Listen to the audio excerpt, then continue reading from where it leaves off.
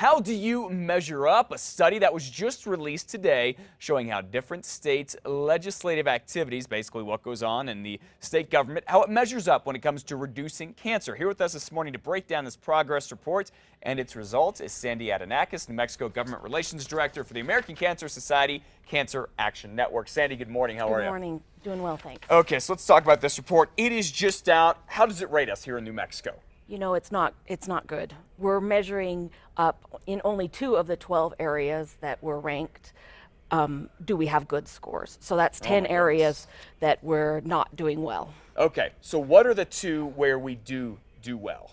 Well, those 2 are very exciting, and that is that we have a significant tax on cigarettes. It's $1.66. That's great. It's not quite as high as some of our neighbors, but it's still good. And also, we were fortunate that we expanded Medicaid, so we have increased access to coverage for cancer screening and cancer treatment for New Mexicans who are like the working but have low income. Okay, so we have a map on the screen right now. We see New Mexico is the gold color. So what does that mean, and how does gold do? Is that kind of in the middle? I imagine it's kind of hard for me to see compared to states that are, say, green or red. Right. So every map is has the 3 colors, and gold is in the middle. Okay. Exactly. So red is we're in dire straits, and in a number of categories we're in the red. In several categories we're in the yellow, and then only in 2 categories are we in the green, and those are the 2 that I just mentioned. Okay. This map that's on the screen is about funding for tobacco control programs, and we're in the yellow for that. Okay.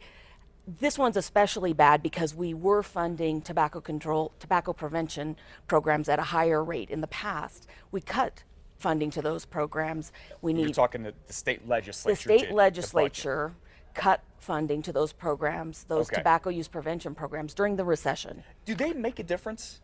Those make a big difference. They're proven practices.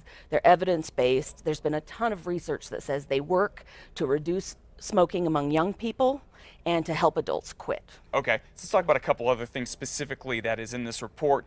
Tanning regulations. How does New Mexico rank there? We have no regulations on tanning. It's another thing that indoor tanning is proven to cause skin cancer. It's now rated the same as cigarettes as being a cancer-causing agent. So we know indoor tanning is a cancer-causing agent. Just as badly as cigarettes are. Right. They're ranked in the same category now. What about, I hear people at tanning salons say it's good for you. A little bit is good for you. There is that myth out there. Myth. But it is absolutely not true. Okay. There's no safe level of indoor tanning, and we would like to prohibit indoor tanning for minors. It's especially dangerous for those who are still developing. But minors here can go tan? They can. With or without a parent's permission? In New Mexico, there's no restriction whatsoever. Okay. Physical activity requirements in schools, another important thing on this list that's in the study. How do we do there? We're in the red also, which means yes, we're not requiring nearly the level. We're not even making progress toward the level that is recommended for number of minutes of physical education in the schools. So it would be 150 minutes for elementary school or 225 minutes of physical education for middle school or high school students. A week? That's per week. That is per week. Right. And we recommend it as physical education instead of just physical activity because it's important that they get that base of what's out there to be educated about different kinds of physical activity. Yeah, I think it's one thing to go tell a kid, you know, hey, go run around, go play tag with your friends for a half hour, but if you teach them about, I think they call it like lifelong sports and lifelong skills you can do, like, hey, go play tennis because that's something you can do, or go swim, things you can do until you're much older. Okay, so obviously, as we've talked about, New Mexico is in the red in a lot of these areas. That's not good. How does that change? Well, it's in the hands of the legislature and the people. There's a lot of people who care deeply about these issues. So many of us have been impacted by cancer, and we have an advocacy base who talk to their lawmakers and say, I care about this issue. I care about physical activity. I care about tobacco, and I want you to pass this law. And people can get involved in doing that too. Okay.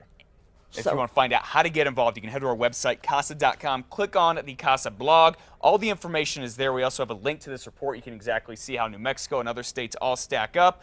Sandy Adanakis with the American Cancer Society Cancer Action Network. I'm sure you're going to have a very busy time as we get close to the legislative session. That's right. We're excited about it. A lot of opportunities. Okay. Thank you for coming in. We'll have to talk with you during the session, see how things are going. It's good to see you.